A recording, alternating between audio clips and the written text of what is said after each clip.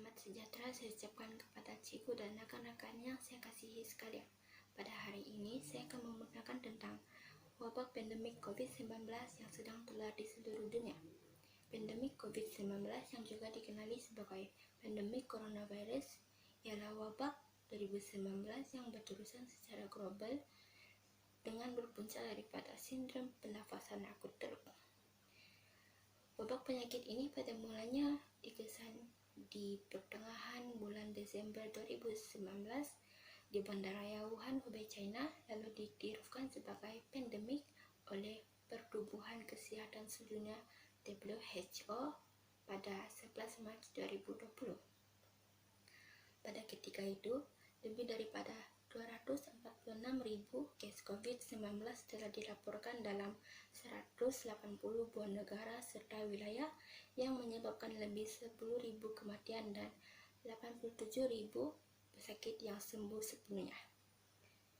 Walau bagaimanapun, virus COVID-19 ini sangat berbahaya kepada semua golongan masyarakat, termasuklah golongan warga emas yang mempunyai antibodi yang lemah. Tambahan pula, pada masa ini tiada vaksin ataupun rawatan antivirus yang tertentu untuk dilakukan.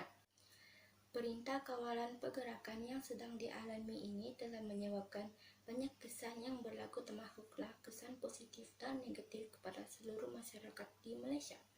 Contohnya, sekatan jalan raya yang diuruskan oleh polis, tentera dan berbagai pihak lagi berjaya mengawal rakyat untuk keluar daripada rumah tanpa sebarang hal yang penting. Perkara ini dapat membantu kita untuk memutuskan rantaian COVID-19 yang sedang berlaku. Akan tetapi, terdapat juga rakyat yang kehilangan sumber pendapatan disebabkan banyak kedai dan premis lain yang ditutup sepanjang perintah kawalan pergerakan ini berlangsung. Bagi pelajar dan guru-guru pula, sekolah yang ditutup telah menyebabkan sesi pembelajaran secara atas talian dilaksanakan. Dan mengikut kajian saya, sesi pembelajaran secara atas talian ini telah menyebabkan kerja yang ditawarkan kepada kedua-dua pihak menjadi lebih banyak daripada yang diberikan di sekolah. Namun, semua kerja itu diberikan agar masa yang ada digunakan dengan lebih berfaedah. Sebagai rakyat yang berwawasan, kita haruslah bertanggung jawab atas keselamatan dan kesihatan diri sendiri. Di sini ada 6 peranan yang harus dilakukan untuk menghindari diri daripada COVID-19. Yang pertama, melakukan saringan kesihatan secara percuma di klinik maupun hospital berdekatan tanpa dicari. Sekiranya mempunyai gejala seperti batuk, demam, selesma, sakit tegak, dan kesukaran untuk bernapas. Yang kedua, memakai topping muka sekiranya ingin keluar daripada rumah ataupun semasa diri sedang sakit. Hal ini dapat mengelakkan orang di sekeliling kita daripada terkena jangkitan wabak pandemik COVID-19. Yang ketiga, mengkuarantinkan diri. Hal ini dapat mengelakkan virus untuk terus tersebar. Selain itu, setiap rakyat yang baru saja pulang ke tanah air seharusnya mengkuarantinkan diri selama 14 hari dan terus pergi ke klinik ataupun hospital yang berdekatan sekiranya menghidap gejala-gejala yang disebut sebentar saja tadi. Yang keempat pula, kekal berada di dalam rumah dan hindari aktiviti luar rumah untuk kekal selamat daripada dijangkiti virus COVID-19. Tambahan pula, kita boleh meluangkan masa yang lebih bersama-sama dengan ahli keluarga untuk mengeratkan hubungan silaturahim keluarga.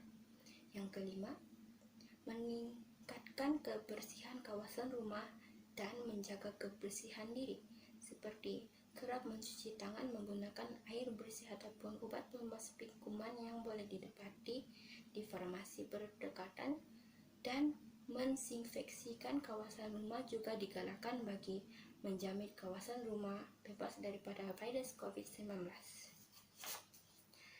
Dan yang terakhir, menjarakkan diri sejauh 1 meter sekiranya Anda keluar daripada rumah seperti ke tempat kerja atau ke kedai bagi mengelakkan sentuhan antara satu sama lain. Yang paling penting, menjaga kesehatan diri dengan baik seperti kerap makan makanan yang berkhasiat dan melakukan senaman ringan di dalam rumah serta sentiasa berdoa agar wabah COVID-19 ini dapat dihapuskan dengan segera.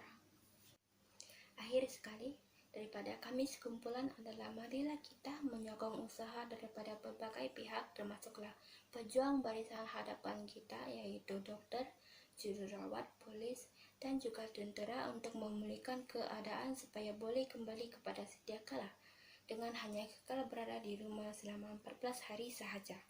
Diharapkan dalam tempo ini, negara kita akan pulih dan wabah ini boleh dikawal.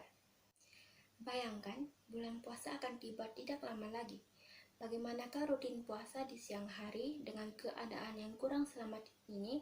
Apatah lagi bertarawih pada malam hari sedangkan masjid ditutup seperti sekarang?